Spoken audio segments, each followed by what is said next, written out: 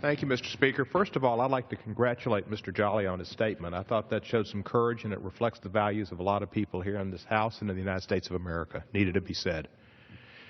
Mr. Speaker, some of us on both sides of the aisle have been working hard to reform our marijuana laws to allow more state flexibility in how marijuana is regulated and treated commercially and medically.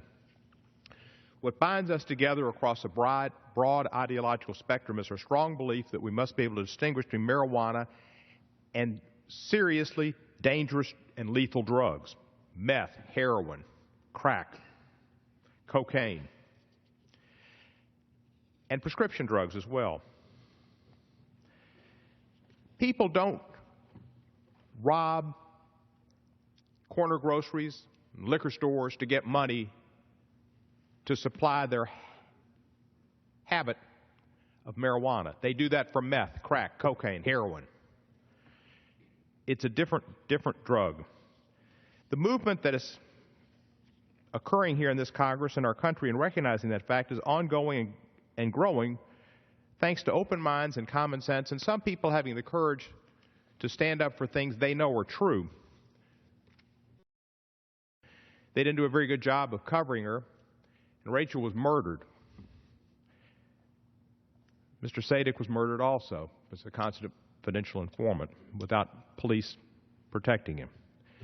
The underpinnings for this counterproductive and dangerous behavior by some of our police are the very drug laws that many of us are trying to reform. This is wrong, and I hope my colleagues will work with me to help stop it.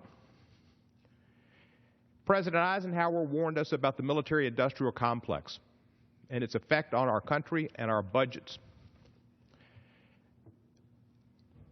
We need to be warned about the law enforcement marijuana industrial complex, which is driven by monies that they get from busts and pervert justice and ruin people's lives and take away their college scholarships, their opportunity to have housing on occasion, and their opportunities to get jobs, and indeed their liberty.